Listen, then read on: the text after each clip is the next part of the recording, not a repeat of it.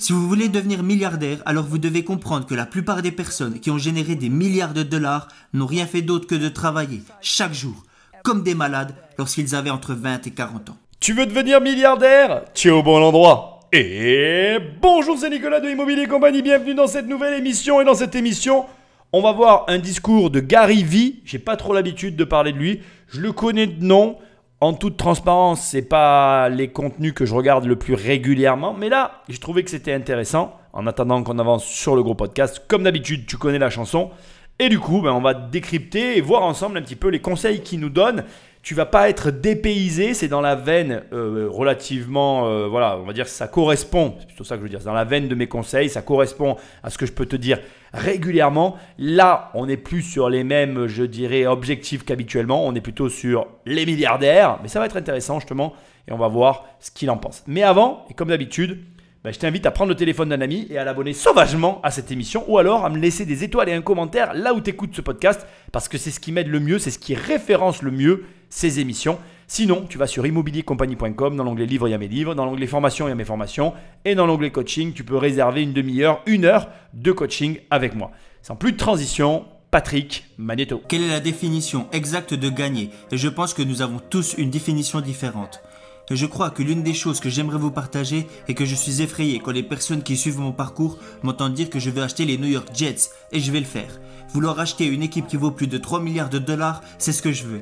Vous pouvez regarder sur mon livret de fin d'année de CM2, avant même que le fait d'avoir un business soit à la mode, c'est ce que je voulais faire.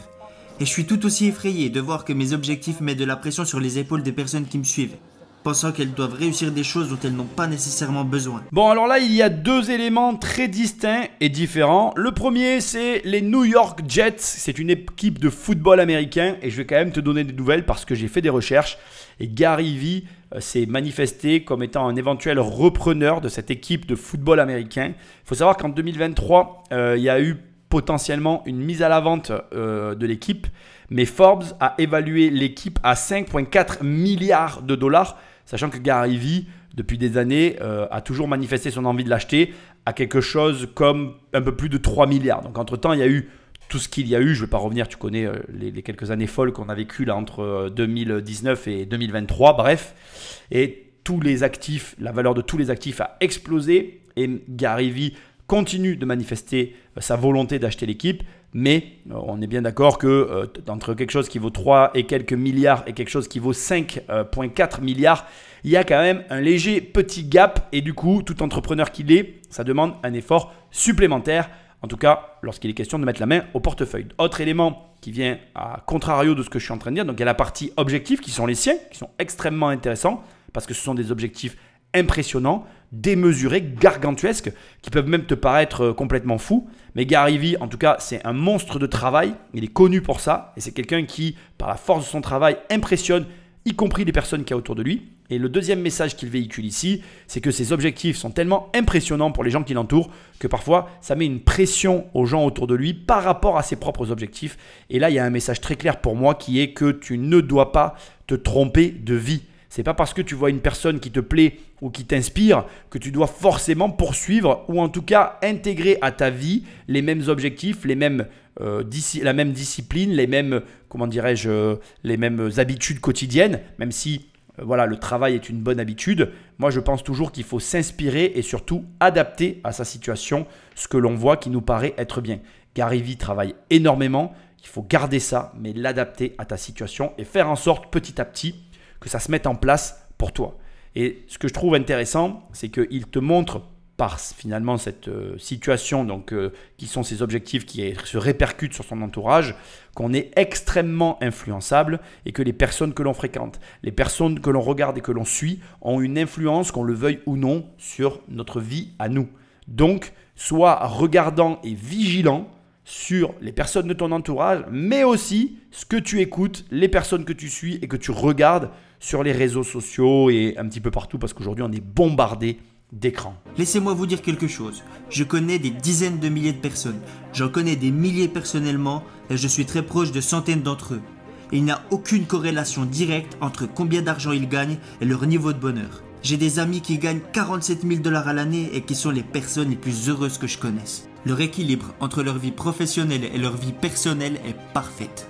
Ils jouent dans 2 équipes de foot différentes, ils jouent aux jeux vidéo, ils regardent la télé, ils partent en vacances 2 fois par an et ils sont heureux comme pas possible. Et je connais plein de gars avec qui j'ai grandi pendant l'essor de la Silicon Valley qui ont des centaines de millions de dollars sur leur compte bancaire et qui sont seuls et qui se sentent misérables. Alors je supplie chacun d'entre vous de penser différemment en réfléchissant à qui vous êtes vraiment afin d'évaluer combien d'argent vous avez réellement besoin et quel niveau de créativité vous avez besoin de développer. Je peux vous promettre une chose qui va certainement vous surprendre, c'est que je devrais être bien plus riche. Je laisse de l'argent sur la table chaque jour. Je suis passé à côté de sommes astronomiques. Je passe énormément de temps à envoyer des messages privés et à rencontrer et à parler à des personnes au hasard, sans rien attendre en retour. Et à ton avis, il fait ça pourquoi? Pourquoi il perd son temps avec des gens au hasard qui, a priori, ne lui apportent rien? Parce que c'est ce qu'il veut, parce que c'est son équilibre. Et c'est le message qu'il essaye de te faire passer. Le message est très clair et pourtant surprenant. Il dit « L'argent ne t'amènera pas le bonheur si tu n'as pas réfléchi à l'argent avant. » Et vous êtes très nombreux à faire cette erreur. Il y a beaucoup de gens qui se disent « Je vais faire ça, je vais faire ça, je vais faire ça. » Ils se font un plan pas possible qui est sans doute très intelligent et j'ai aucun problème avec ça.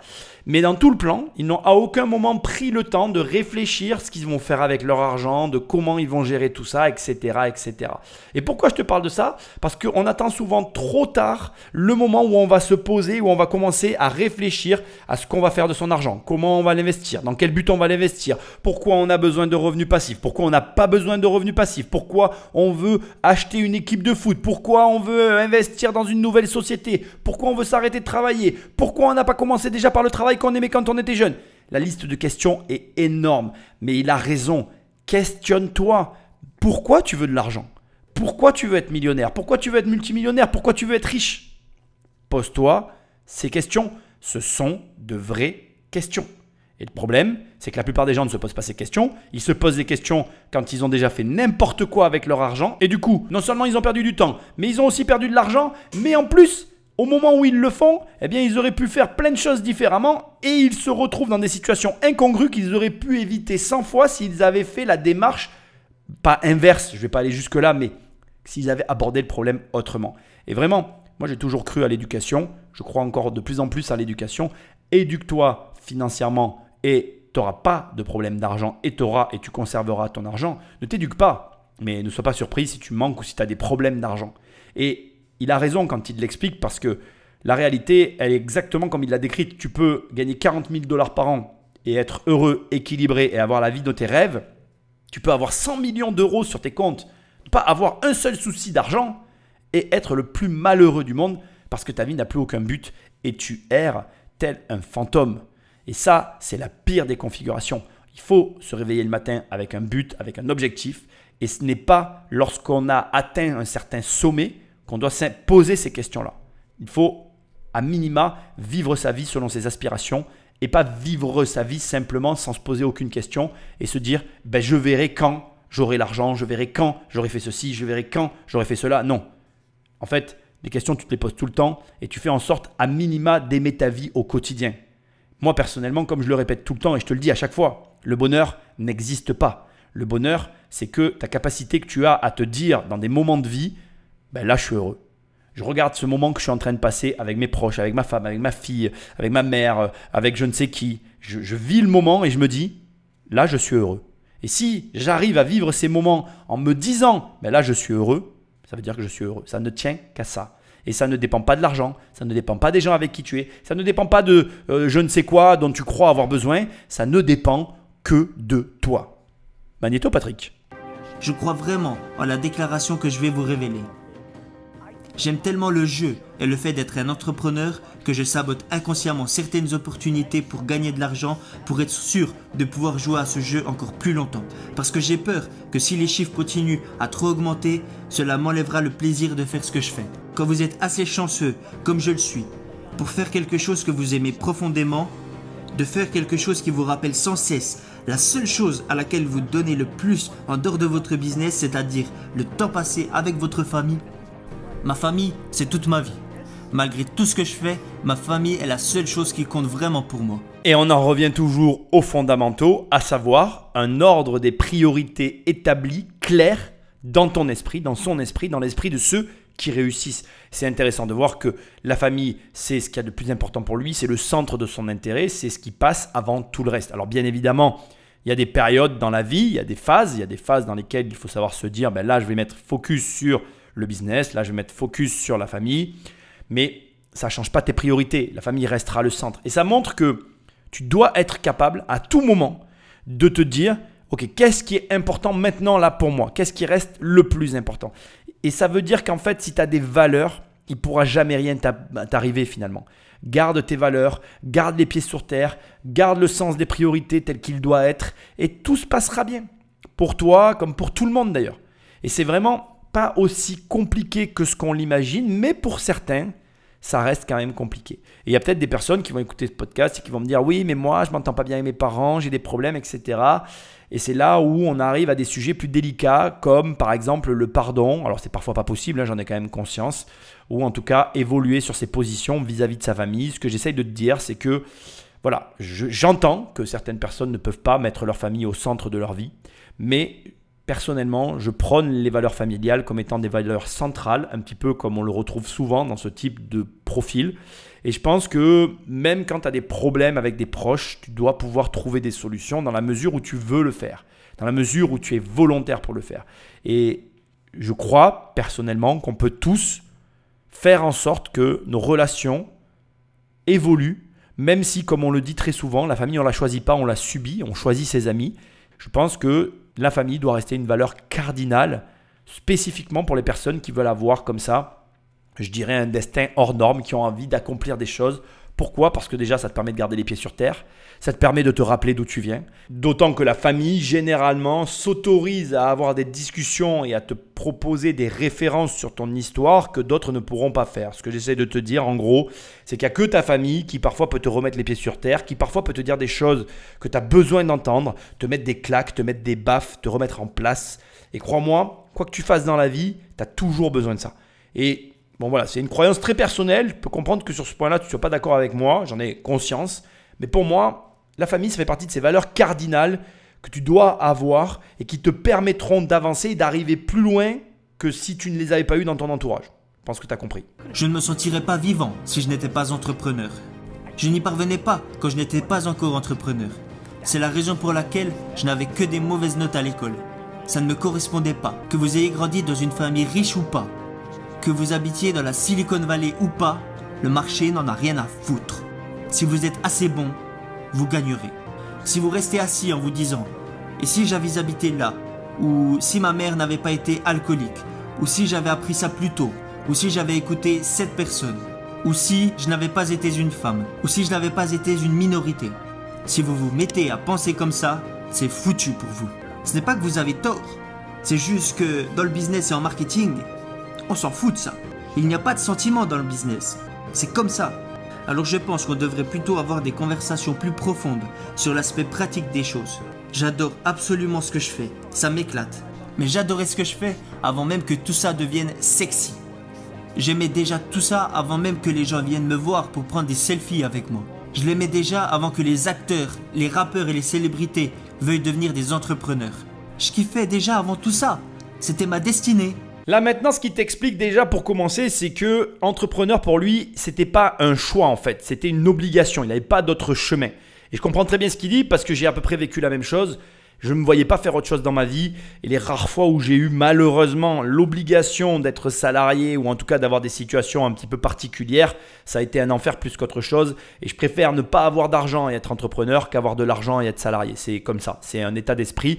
Ça ne s'explique pas, ça montre que tu dois toi en tout cas trouver ce avec quoi tu es connecté. Et si il y a quelque chose qui te met mal à l'aise dans ta situation, tu ne dois pas faire de compromis. Le problème, c'est les compromis. Dès l'instant que tu commences à accepter quoi que ce soit dans une situation qui ne te convient pas, tu commences à faire un compromis et le moindre compromis va te pervertir et va transformer la personne que tu es au départ en la personne que tu ne veux pas être. Et c'est comme ça que tu vas créer des conflits internes, des déréglementations, ça ne se dit pas hein, pour soi-même, donc des dérégulations non plus. Bon bref, un déséquilibre interne qui peut provoquer à mon avis de graves désordres dans ta vie. Et ça va plus loin parce qu'il l'explique, il dit: Je m'en fous en fait d'être connu ou pas, je m'en fous que les gens viennent me voir, etc. Parce qu'en fait, au départ, je fais ce pourquoi je suis fait. Et même quand ça va mal, finalement, quand je me retourne sur ce que j'ai vécu, c'est exactement ce que je voulais faire. Et quand tu as une situation qui ne te convient pas, il faut que tu sois capable de te demander si même dans la négativité, l'inconfort, tu es toujours dans ce que tu veux faire. Et si tu fais exactement ce que tu veux faire, il n'y aura aucun problème. C'est ça qui compte. Et ce n'est pas si compliqué que ça en fait. Moi personnellement, j'ai toujours essayé je dirais, suivre les aspirations que j'avais étant jeune. J'ai toujours essayé d'être et de faire les choses que j'ai toujours voulu faire comme j'ai voulu les faire. Et je suis le genre de personne, tu vois, qui préfère ne rien avoir qu'avoir la moitié ou le quart de ce que je veux. C'est-à-dire que par exemple, on va prendre un exemple matérialiste, malgré que je ne le sois pas du tout, mais admettons. Imaginons que je veuille, par exemple, m'acheter un téléphone particulier. C'est typiquement le truc dont je me fous, mais admettons. Eh bien, je préfère ne pas avoir de téléphone qu'avoir un téléphone qui ne me plaît pas ou un téléphone qui me rend service. Tiens, c'est le cas en ce moment des voitures, tu vois, par exemple. J'arrive pas, au moment où je te parle, tu vois, j'ai toujours pas pris de décision sur les voitures. J'ai pas de voiture. C'est un enfer pour tout mon entourage, mais j'ai pas de voiture. Donc effectivement, je gonfle les gens autour de moi, j'en ai complètement conscience. Mais la réalité, c'est que pour l'instant, j'ai pas pris de décision vis-à-vis de ça. Et plutôt que de prendre une décision qui ne me convient pas, je te le dis, je ne prends pas de décision et je ne prends pas de voiture. C'est assez radical, c'est assez compliqué pour beaucoup de gens autour de moi, mais c'est comme ça que je ressens les choses. Et il y a un moment donné, je me déciderai et à ce moment-là, les choses évolueront.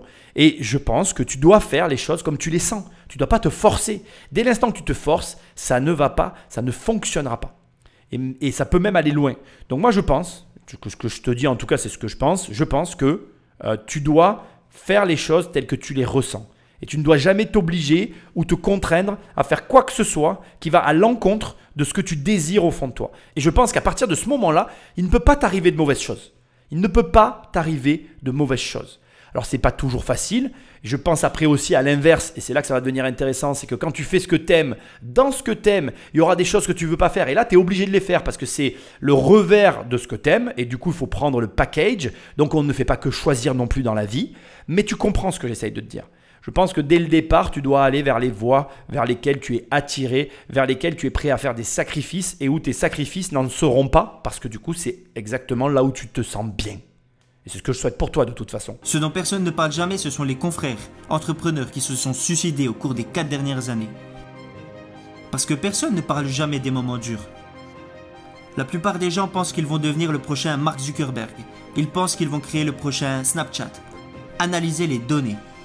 Les statistiques montrent que la plupart des personnes présentes dans cette pièce n'arriveront jamais à construire un business viable. Et je suis pas venu ici pour vous plomber le moral. Je suis venu ici pour vous rappeler qu'il n'y a qu'une seule chose que vous devez faire. La seule chose que vous pouvez faire qui puisse éclipser le moment où papa et maman ont fait l'amour pour vous créer, la seule chose qui puisse surpasser cela, la seule chose qui puisse surpasser votre ADN, la seule chose qui est contrôlable, si vous le voulez vraiment, c'est le travail. Le travail et ne pas abandonner. Il me donne ici une porte exceptionnelle sur un sujet effectivement dont on ne parle jamais, le fait que tu vas échouer. Le fait que tu vas échouer. Et tu vas échouer de nombreuses fois. Et c'est ta capacité à te relever, à ne pas abandonner, à ne pas t'arrêter lorsque cet échec va se produire dans ta vie qui va faire de toi un bon et ou un mauvais entrepreneur. Parce que c'est malheureusement là le test, le réel test. Et moi, j'ai un énorme avantage là-dessus, c'est que j'ai jamais rien réussi du premier coup dans ma vie. Je me suis toujours planté plusieurs fois et j'ai toujours tellement voulu les choses que je voulais que je ne pouvais pas abandonner en fait.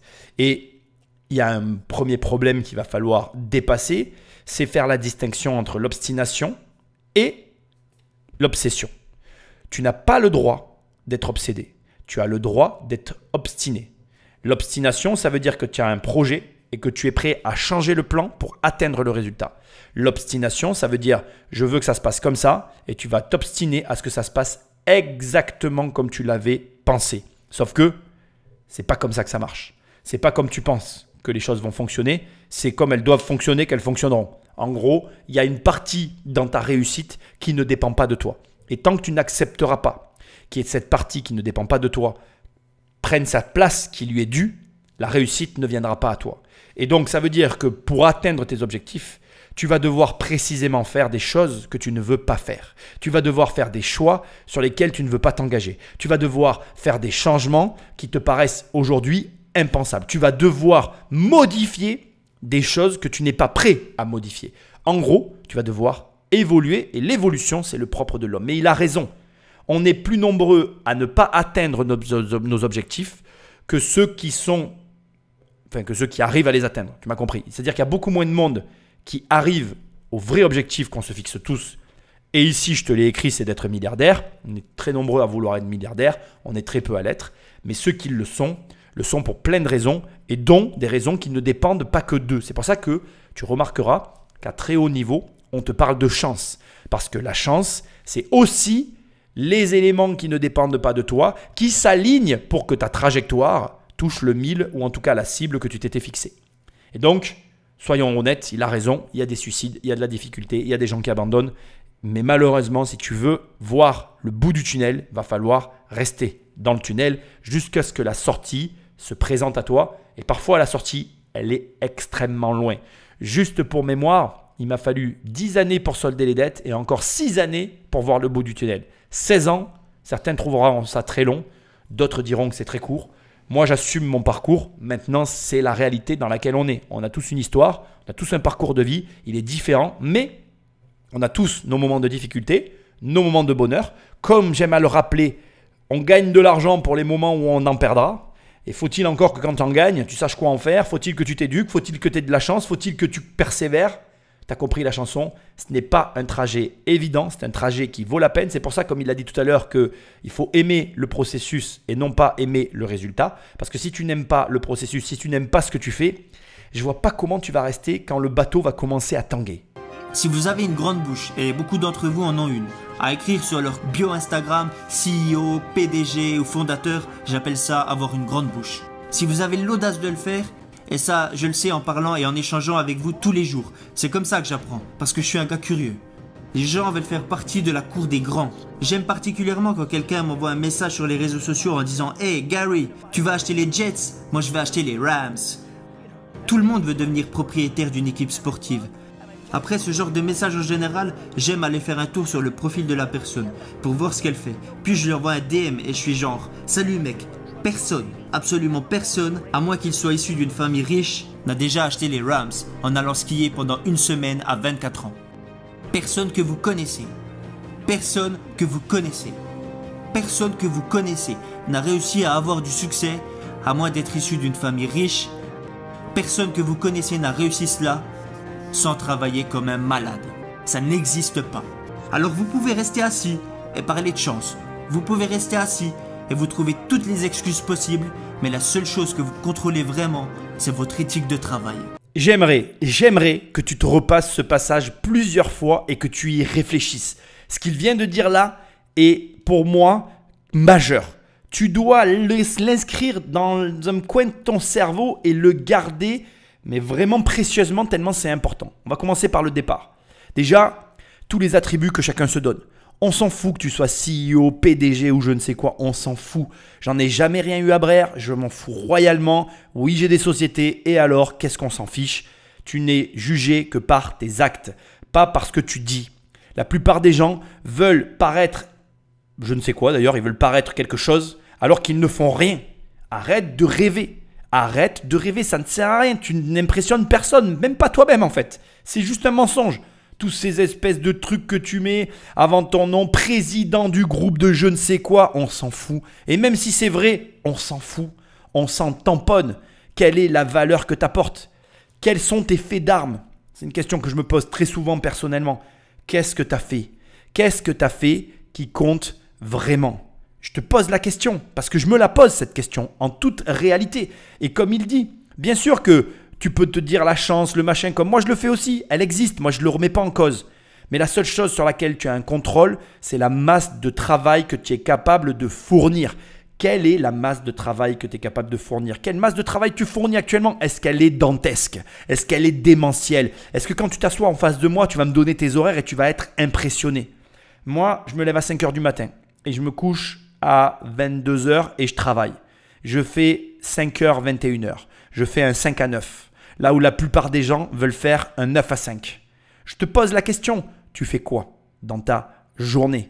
Et est-ce que cette journée, elle t'impressionne quand tu la donnes? Je t'ai donné la mienne. Cherche pas à me comparer à toi, je m'en fous en fait. Parce que je vais te dire un truc, j'arrive pas à le faire tous les jours. Aujourd'hui, mon objectif, c'est d'arriver à tenir cette journée tous les jours. Et je n'y arrive pas. Je le fais le mardi, le jeudi, j'essaye en ce moment de le faire le vendredi. Le lundi, je ne peux pas la faire parce que je ne tiens pas le rythme et que j'ai besoin d'être en forme le lundi. Et j'aimerais bien la caler le mercredi, mais ce n'est pas vraiment possible. Donc, tu vois, j'ai des contraintes, ce n'est pas facile. Et encore une fois, mon but, ce n'est pas de me comparer à toi. J'essaye juste de te dire, tu fais quoi pour avoir des résultats? C'est quoi ta journée? Parle-moi de ta journée et je te donnerai tes résultats. Si tu es à la journée de monsieur et madame tout le monde, viens pas me parler des résultats et de tes objectifs. On s'en fiche en fait. Commence par modifier ta journée. Commence à te donner une amplitude horaire tellement importante que cette amplitude horaire, elle va forcément déboucher sur des résultats aussi importants. Et à partir de là, naturellement, des choses vont se passer. Et si après, comme je l'explique très régulièrement, tu es capable d'adapter ton plan à ces choses qui se passent. Tu as des objectifs clairs, tu as réfléchi à ta situation, à ce que tu veux dans la vie, à ce que tu vas faire avec l'argent, où est-ce que tu vas l'investir, comment tu vas te développer, qu'est-ce qui va te permettre d'atteindre tel ou tel résultat. Eh bien, si tout ça est clair dans ton esprit, tout va se mettre en place naturellement. Mais comme il le dit, le travail, c'est la chose sur laquelle tu as le plus d'emprise, la chose sur laquelle tu peux exercer le plus de pression. Quel est le degré de pression que tu exerces sur tes journées et sur ton travail? Et pas d'excuses. Arrête de te chercher des excuses. Cherche-toi des raisons pour faire. À partir de là, la balle est dans ton camp, quoi, j'ai envie de te dire. Donc pour revenir au début de mon discours, vous devez déployer une sérieuse prise de conscience afin de découvrir qui vous êtes. Je vous supplie de commencer à faire correspondre vos actions et votre éthique de travail à votre bouche. Si vous voulez devenir milliardaire, alors vous devez comprendre que la plupart des personnes qui ont généré des milliards de dollars n'ont rien fait d'autre que de travailler chaque jour, comme des malades, lorsqu'ils avaient entre 20 et 40 ans. Chaque personne qui travaille chez VaynerMedia a pris plus de vacances au cours des 13 derniers mois que moi lorsque j'avais entre 20 et 30 ans. Pendant toute mon enfance, nous ne sommes partis que 2 fois en vacances avec mes parents. J'ai été marié à ma femme pendant 5 ans avant d'avoir des enfants et nous avons pris des vacances qu'à 2 reprises. C'est le prix à payer si vous voulez atteindre le niveau que je veux atteindre. Et d'ailleurs, je ne conseille à personne de vouloir atteindre ce niveau. Je suis sérieux, c'est pas des conneries. Je suis sûr que la plupart d'entre vous ne me croient pas, mais je vous assure que c'est la stricte vérité. S'il existait une drogue qui aurait pour effet de faire diminuer mon ambition, je la prendrais sur le champ. C'est tellement extrême. La raison pour laquelle j'ai lancé DailyVee est pour vous rappeler que je travaille plus que vous. Et lorsque vous parlez et que vous dites que vous êtes comme moi, je veux que vous puissiez voir tous les jours où le réveil sonne à 5 h du mat. Je veux que vous puissiez voir toutes les fois où j'arrête de bosser à minuit passé. Chaque jour, tous les jours et pour toujours. C'est ce qu'il faut être capable d'endurer pour obtenir ce que je veux. Cette émission-là, elle me parle vachement. Hein. Moi aussi, je la prendrai, la drogue, je pense. C'est un problème de niveau d'ambition, c'est vrai. Maintenant, il faut que tu l'entendes. C'est un travail acharné. Les résultats et le jeu en vaut la chandelle. Moi, personnellement, je n'ai pas pris de vacances jusqu'à mes 35 ans. Et quand j'ai commencé à prendre des vacances, c'est vrai par contre que j'ai un peu abusé sur la pédale et qu'aujourd'hui, je prends quand même beaucoup de vacances. Je l'assume totalement. Maintenant, je me remets à travailler en ce moment parce que j'ai envie de réatteindre de nouveaux paliers et que j'ai envie de faire de nouvelles découvertes et de creuser encore plus dans des investissements nouveaux. Et bref, d'amener dans ma vie des choses qui m'excitent à nouveau parce que c'est vrai que j'aime ça. Et qu'en fait, quand tu aimes le travail, je crois que c'est comme il dit, c'est une drogue.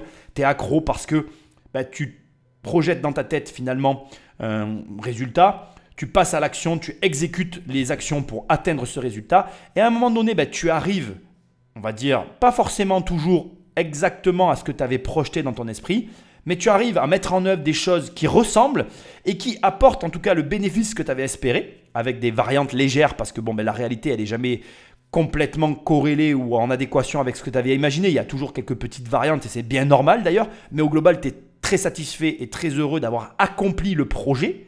Et du coup, tu as envie de quoi? De recommencer. De recommencer avec des projets plus gros, de recommencer avec, j'ai envie de dire, plus de cœur à l'ouvrage, plus d'enjeux, plus de challenge, avec des services et ou en fonction de ce que tu vends, des définitions, bref, des choses plus compliquées pour te prouver à toi-même que tu es capable. Et ça ne s'arrête jamais. Certains diront, oui, mais tu ne seras jamais heureux, c'est un jeu infini. Ce n'est pas la question. Tu t'éclates aussi parce que tu joues à ce jeu-là. Mais ne cherche pas à te convaincre là-dessus. On est tous différents. Cherche juste à te montrer que il y a une masse de travail qui est colossale. Et tu vois, il se lève à 5 heures du matin, il travaille jusqu'à minuit. Donc même maintenant, les horaires que je t'ai donnés sont presque pas impressionnantes à côté des siennes. Et ça te montre qu'en fait, déjà à ce jeu-là, il y a toujours plus que toi.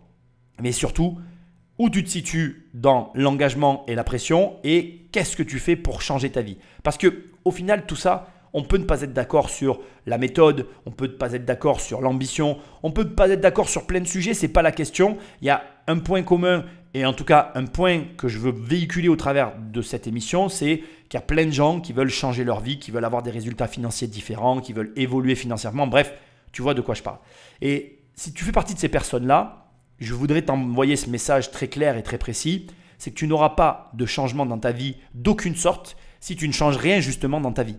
Il y a tellement de gens que je vois qui veulent avoir des résultats dans leur vie, mais qui ne veulent rien changer à leur vie, qu'en fait, ça en est presque risible.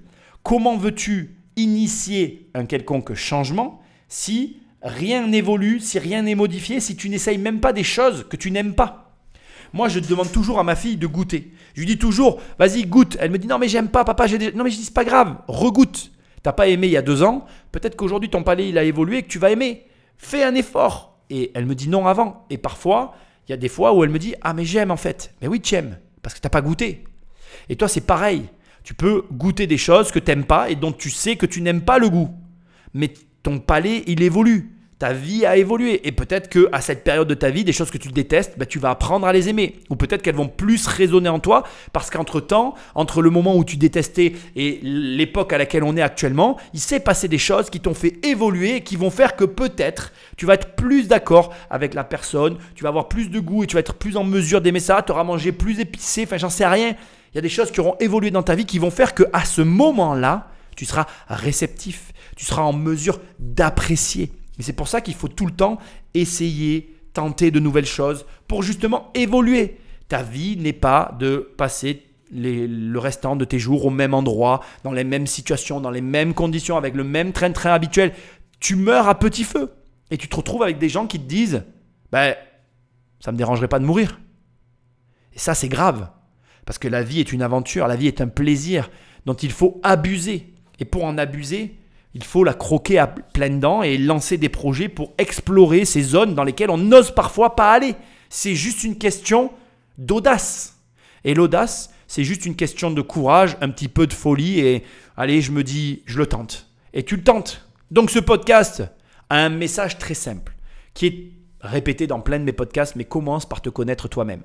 Et un autre message que tu as l'habitude dans ma bouche, mais que je vais te répéter tellement il est important, travaille de manière acharnée, en te mettant une pression dantesque pour atteindre d'énormes résultats. Et enfin, comme je l'ai mis dans le titre du podcast, n'hésite pas à te mettre des objectifs complètement délirants parce que en visant la lune, au pire, tu atterriras sur les étoiles. Et c'est parce que tu vas viser le milliard que si au final, en échouant, tu n'as qu'une centaine de millions d'euros sur tes comptes, que tu te diras « j'ai bien fait de viser les milliards ». Parce que la centaine de millions que j'ai aujourd'hui sur mes comptes, c'est largement plus important que n'importe quoi d'autre que j'aurais pu espérer dans ma vie. C'est parce que tu te fixes des objectifs délirants que tu finis par atteindre des objectifs impensables. Et c'est quand tu as atteint des objectifs impensables que tu te dis finalement « je vais peut-être aller au bout de mon objectif délirant que j'avais au départ parce que je me sens capable d'y arriver maintenant ». Et au fur et à mesure que tu avances et que tu arrives à exécuter justement des projets qui semblaient fous au départ, que tu finis par te dire « allez, j'essaye ceci, j'essaye cela, je vais là, je fais ceci, je fais cela, etc. etc., etc. » Et il l'a dit, mais je veux le répéter, et c'est vraiment important ce qu'il a dit, il y a vraiment des moments dans l'entrepreneuriat qui sont extrêmement difficiles, où tu vas perdre de l'argent, où toutes les emmerdes vont arriver en même temps, où tu vas te retrouver à genoux, où tu vas croire que tu as tout perdu, où tu vas croire que tu y arriveras jamais, où tu vas avoir envie d'abandonner. Mais ces moments-là, c'est les moments où tu ne dois pas abandonner, où tu dois continuer, où tu dois maintenir la pression, où tu ne dois rien changer, parce que tu sais que si tu continues tôt ou tard, la tendance va s'inverser. Et j'ai un message pour toi, c'est que quoi qu'il arrive, tu peux déjà être fier de toi. Même si tu commences, tu peux être fier de toi. Et j'ai un autre message pour toi, c'est n'abandonne pas. N'abandonne jamais. Ne sois pas obsédé, sois obstiné. Convoite un résultat. Adapte-toi à ce qui se présente pour atteindre cet objectif. Et je ne suis pas inquiet pour toi. Tu verras, tu vas réaliser tes rêves, même les plus fous. Like, partage, laisse-moi un commentaire là où tu écoutes ce podcast. Prends le téléphone d'un ami, abonne-le sauvagement. Va sur Immobilier Compagnie dans l'onglet formation, il y a mes formations. Dans l'onglet livres, il y a mes livres. Dans l'onglet coaching, il y a mes coachings. Et je te dis à très bientôt dans une prochaine émission. Salut!